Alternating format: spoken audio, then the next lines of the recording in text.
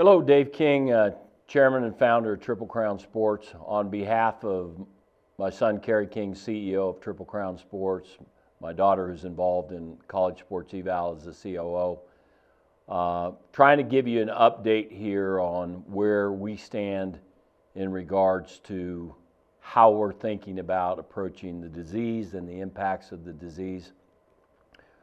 We started this 2 weeks ago trying to gather some facts because I think all of you, like us, were challenged with, is there enough facts out there to start making decisions on when we play, how we play, what's going to look like. And so what I'm going to try to give you today is a snapshot for teams 15 through 18-year-old coaching to help you make some better decisions. So I'm going to first start with some research information we did on the population. We put this out last week. We had 241 clubs answer that, and another 500 almost mirrored younger age groups. And we asked the question of what has the disease done to you, your family, your team, in other words, your little world that you're in. What is the impact of the disease? And we found some real interesting information that roughly 3% of you had been affected by a hospitalization, and that 1% had led to a loss of life. And so that's still an awful lot of reach into our population of this disease. 35% or 34% of you were suffering some serious mental stress and anxiety from this. In other words, what were you going to do? How was it going to affect you? 21% knew somebody with it, which is not a lot. And then 46% of you at this age group didn't have a name for it, meaning the disease didn't have a name. You didn't know anyone that actually had it. So that gives us kind of a snapshot of how the disease, how you were impacted by the disease, how many of your community might be impacted. The next question we asked was finances. In other words, what has it done to your family's finances, your team's finances? And really interesting findings here was that 43% of you basically said, nothing here.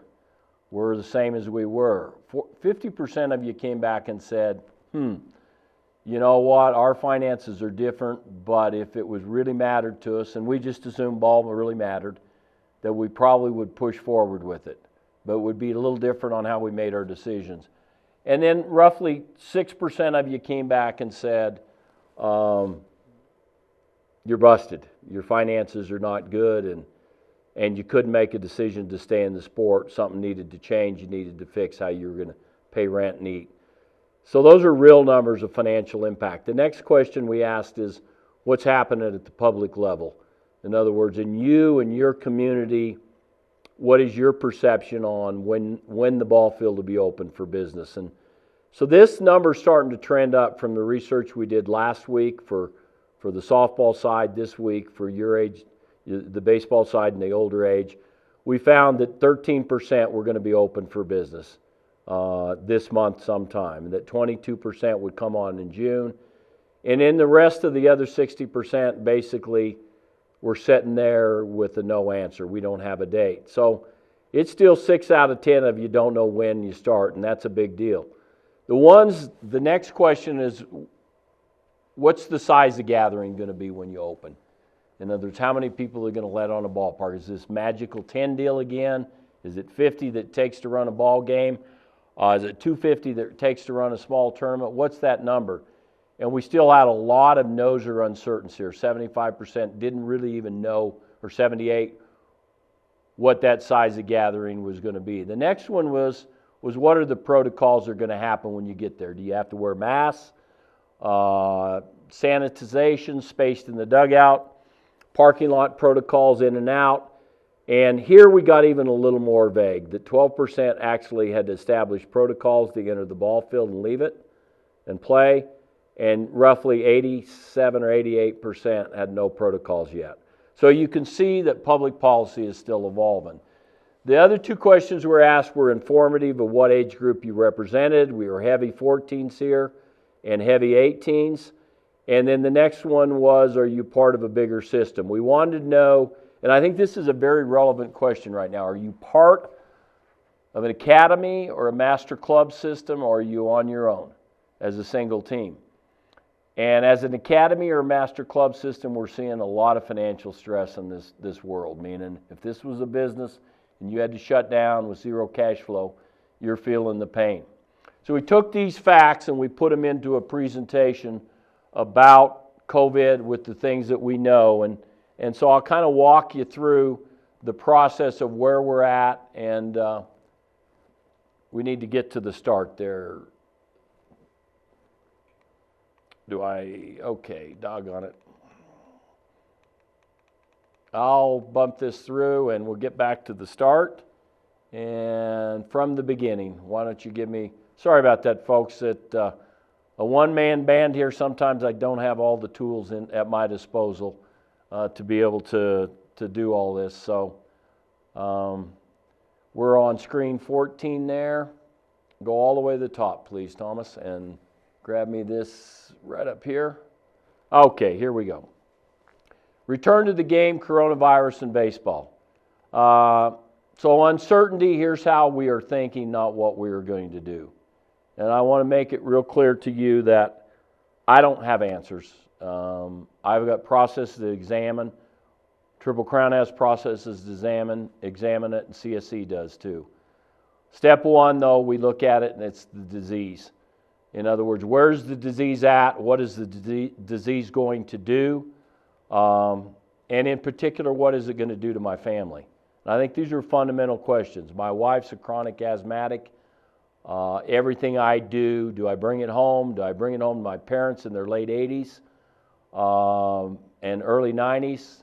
In other words, what's the current status right now? We're still so uncertain that the answer to these, from the total between the under 13s and the older, we do have those impacts. 3% have had it, 35% have anxiety, and 54% still don't know anybody. The financial structure of what are my finances going to do, and I want you to understand that now it's penetrating the city and government level and the school level. And so you're starting to see cuts happen at the city level for services to take care of ball fields, for staffing. You're starting to see it at school, or what they're going to do going forward, what's it going to do to my team and my job, and what's it going to do to my families. And so you personally, again, reported that 50% had no impact, 44% still could do what mattered, and 6% were struggling. The conflict is going on right now between the disease and finances. Until step one, the disease is answered, I think it'll be very difficult to understand the impact on number two. And number two is starting to surface of what it will be. And this conflict's going back and forth over and over.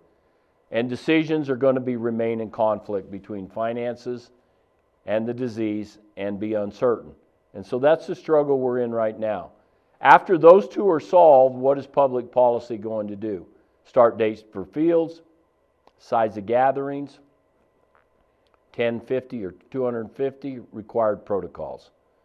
I think we can handle protocols. We need a start date and we need a size of gathering to work with. Right now, we have 20% of our facilities that have reached a complete decision that we could deal with. Level of safety needed to restart, and I think this is a key definition that we're using. Does it have to be really safe before we can go? Or can it be acceptably safe before we can take the ball field again? Or is it not safe at all still? And I think if we took really safe and said what needs to happen, we're going to say a vaccine is ready and accessible to all. Now we know we're 12 to 18 months from the probability of a vaccine and accessibility to all. And so if that's a criteria, we're going to struggle to meet really safe. If testing of all or contact tracing or quarantine is the backup one, we're still struggling to fill this out. We're probably going to come closer in the next 60 to 90 days on this one. Hospital success achieved, we're doing better. In public guidance rules, what to do on really safe, I think we could handle this. Here's the space we're really in, which is acceptably safe.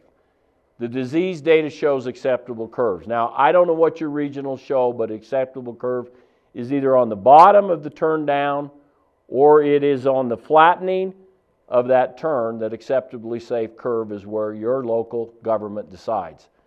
Hospital success has to be achieved. And I think beds, masks, ventilators, treatments, etc., that we're working on a vaccine, and that we have adequate testing for symptomatic, and we have antibody testing for the rest. And to me, we find that in public guidance rules to match that disease safety, meaning they can let us back out to play. The next one, not under control, healthcare system cannot treat demand successfully. We have continued spikes in hotspots all over America with flare-ups. Disease has no known cure or vaccine, and we cannot test the public to put them together in gatherings or diverse groups. We're all in different spots of this all over America on our way out of this to get to acceptably safe. After 1, 2, and 3 are answered in steps, what then are we and others, U-Trip, a perfect game, any of the showcases or combines going to do? And I want you to understand that we're in the middle of 2 other pieces of research right now. One is, what are the colleges going to do with their campuses, and what are they going to do with their recruiting schedule? What are they going to do with their roster size and the transfer forward of the senior class? What are they going to do with their new travel restrictions and budgets? What does their recruiting schedule look like? We've got 250 responses from colleges to this point telling us there's some definite patterns about what they're going to do, which will affect what you're going to do. And I'll kind of give you some ideas of where those are trending near the end. What am I and my club going to do based on what others are going to do? So for instance, if colleges' campuses aren't open for showcase camps or exposure, then right now our number is just a little over 80% are closed for the summer, campus-wise from the AD down. Then what they're going to do for us in combines, camps, showcase exposure is very different than we planned in the past. Recruiting right now is landing really strong in the uncertain category, meaning some know they can't come out right now in May, June. They know they're not approved. Most know at May, June they can't get on a plane. But many still believe they're going to be able to drive in June, July to what they need to do. So regionalization is going to be critical with your club schedule. And what are my team's fears? Man, don't discount this, that if you don't have them, Mama does. And if Mama doesn't have them, Grandma does. And when we get in to protect the family motivation, you're going to find that there's different forces and different decisions. And I believe 2 to 3 or 4 players on every roster are going to be impacted in some degree by the disease or finances or just flat fears. I mean, we can't go, we won't go, not till this is done. So understand what those are going to be and where they're going to make you stack in your decision making.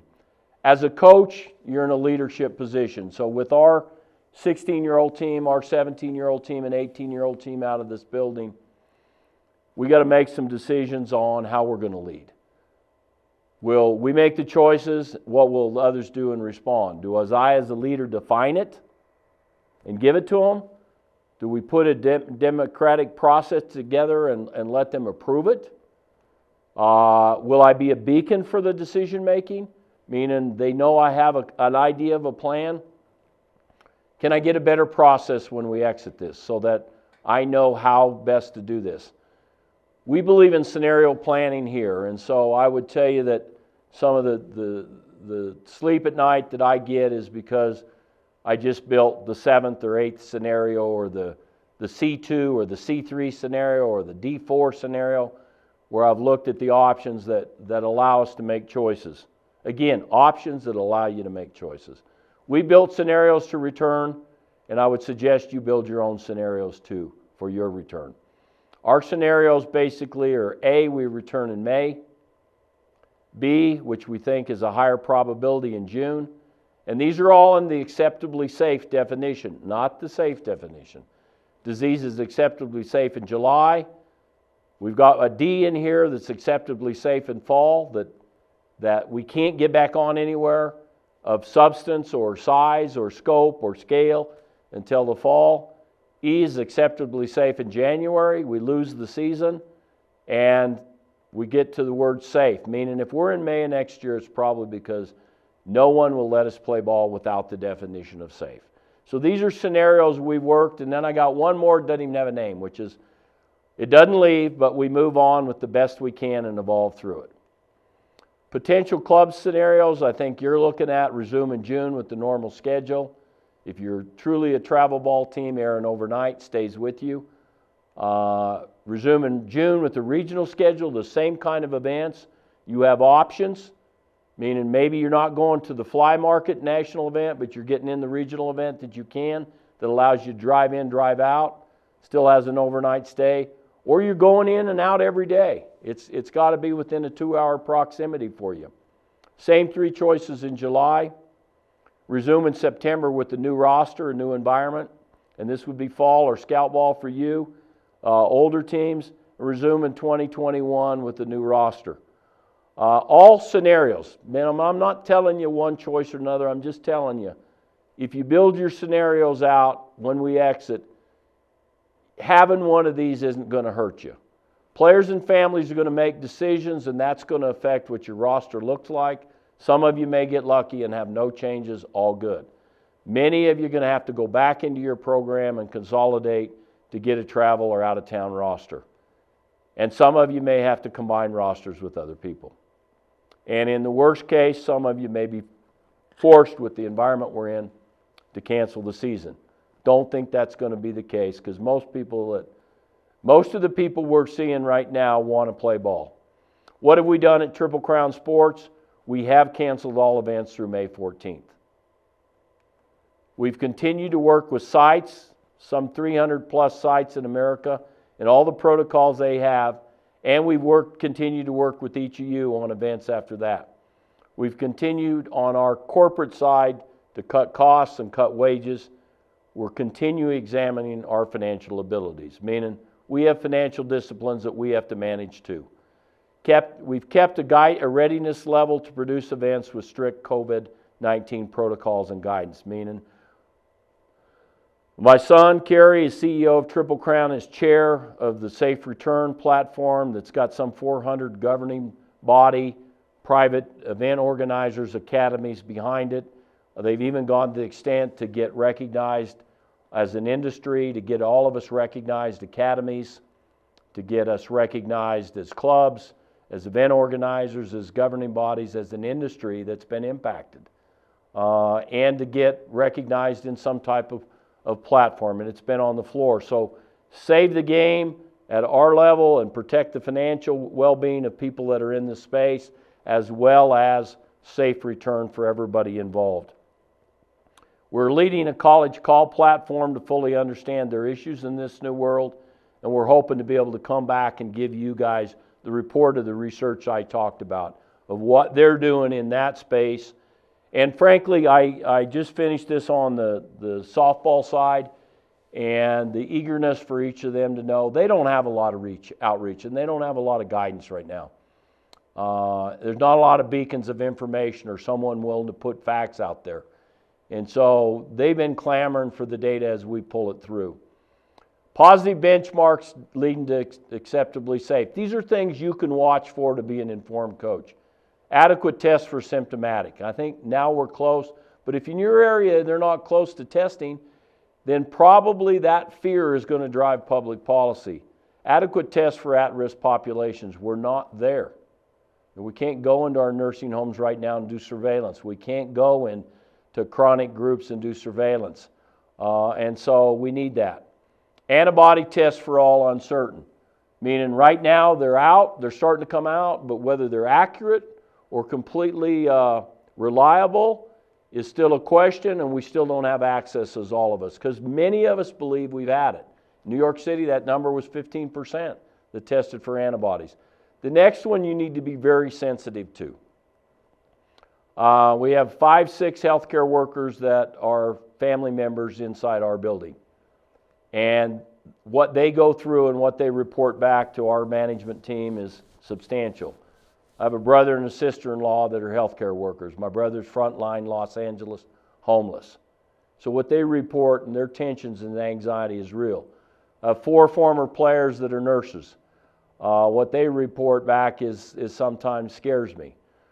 But if you have healthcare workers or related in the families of your team, the sentiment, you need to understand this sentiment. Why is this a battle that played out every day? And frankly, the healthcare industry has been roughed up in a lot of places and left alone waiting for what's coming next. And so just be sensitive that this discussion has a different dialogue, a different narrative on both sides of the page. Watch for data declines in deaths, hospital admissions, ICU, and increase in release patients. All of these should be region specific, meaning you're probably going to play ball regionally. Think about that. And you need to know your region's informations and trends. And then you need to know the financial demands that outweigh the health risks. Somewhere along the line, is it 50 million people or 30 million people out of work, or this much damage to small business that says, now we need to move forward? As an industry, we're going to have to make sure we represent ourselves as one of those people that have safe protocols to move forward.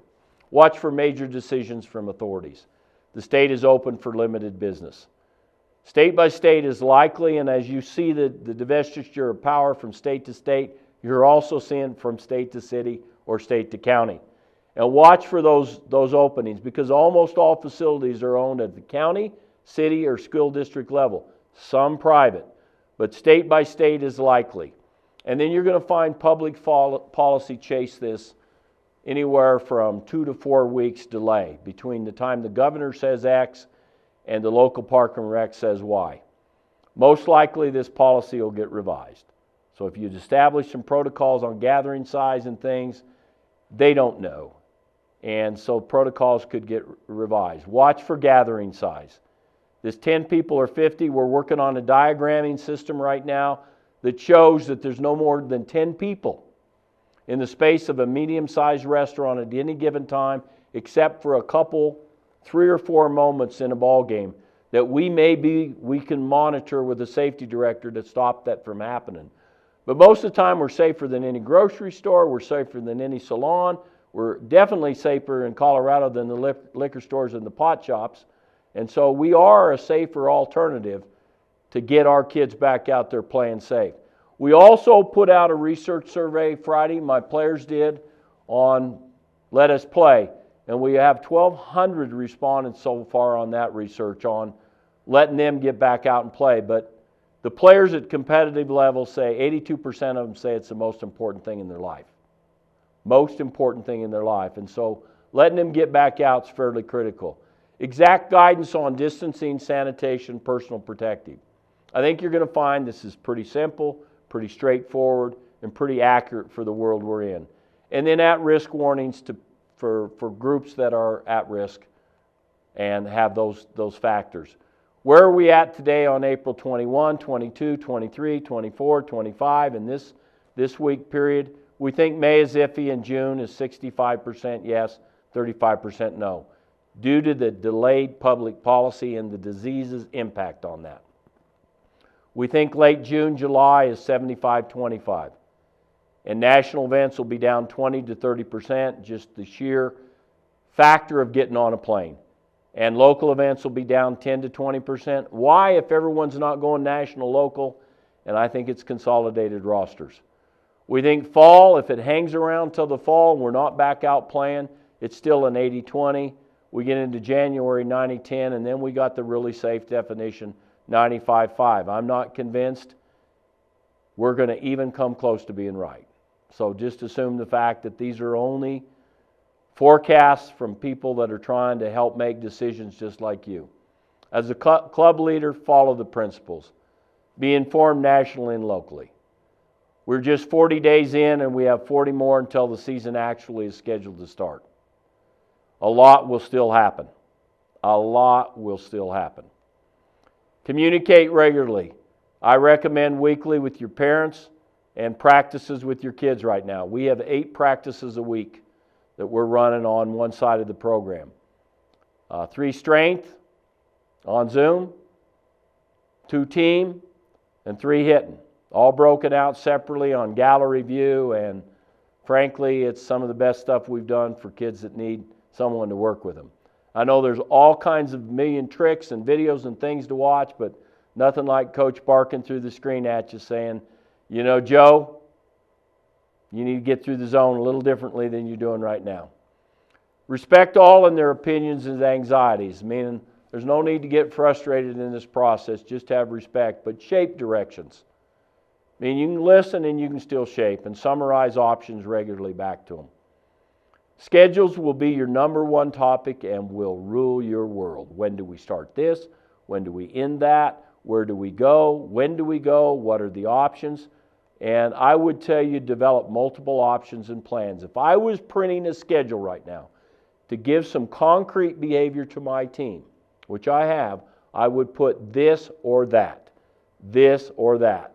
And the big issue a lot of times is, can I get into that if I can't get into this? And I think all of you need to realize that we're in flex. You'll probably have to work hard to build the that options. What we will continue to do is coordinate with the NGBs, other event organizers, you, for Safe at Practice, Safe at June, Safe After campaign. We'll continue to assess the disease level and our public policy moves. We'll communicate once per week in this forum or another acceptable forum. And we'll create new scenarios and options with one goal, to play ball safely. Get your plan, the disease will end. A coach is a person, that's you. A coach is a person willing to work the problem to a plan. Optimism is the belief that the coach has a doable plan. Build your plan and lead your team. And your plan needs options.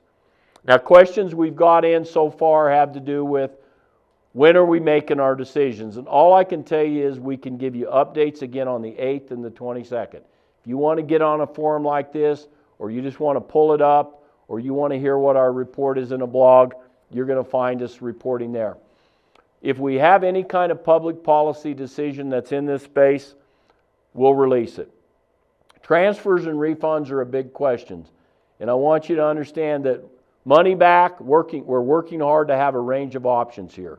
And we'll be challenged too if we can't play as much this summer, and may need your help pushing it forward. And I would tell you point blank, every organization like us and every organizer is going to need teams to understand they're just like everybody else, that finances are real and that. But we'll work really, really hard to make sure that your refund or your transfer moves into the next square. Be patient right now, and important you work with us. Many of you have been around us for 5 years plus, and I think you know our longevity. This is my 38th year as chairman of the company. We've seen some tough cycles. We saw this tough startup in 87. We saw the Twin Towers go down. We saw the financial meltdown. Every one of those we came through, and we're proud of the decisions we made about our brand was intact, our talent was intact, and our customers are still with us. That will be our goal, is that we do everything to ensure you as a customer is still with us. We want to play ball and safe ball. Pathway events for 15 to 18-year-olds, Gino has done a fabulous job in TCS. And so I would tell you that Pathway Albuquerque is still set. It is sold out, but we do have option one to move it into July. And if we get there, that's a transition option that will affect other things. You need to start looking at your schedule saying, people like us in mid-June are going to have transition options. Be on top of those transfer or transition options. Pathway in Richmond, July 15th and 26th. It's still in the same window due to the late date coming out party for Virginia. And they're the latest announced right now in late June. But if we do get this one moved, and we're calling them today to try to find out what to do. The next one on our board is Pathway Colorado. We look good at UNC for Pathway Colorado. And Pathway Arizona, obviously, we look good. Unless, for instance, Major League Baseball claims all the fields, and all of a sudden we're there too. So right now we have a number of options that look very, very good to play our pathway. Our new division of college sports eval, our new player testing is designed for a moment like this. We can evaluate, we can test your players for college level, we can run them through, we can hold 10-person events. We've got 10 to 15 college coaches coming for event to do our evaluations. and measurement to determine where you're at, what fit you're at, and so we can size it down. We start in late June in 12 regions throughout America, so we're in almost every major metro area. And these events are for 14 to 18-year-olds. Predictive events at what level collegiately you'd land at, built on a slider that says, are you D1, D2, D3, and down. We're working hard to make this thing work for all of you guys. Be patient with us. Obviously, we've wrapped up most of the questions and got it classified the best we can. We'll communicate with you again on May 8th, and that's what we can tell you today. Thank you for continued support of Triple Crown Sports, and look forward to working with you in the future.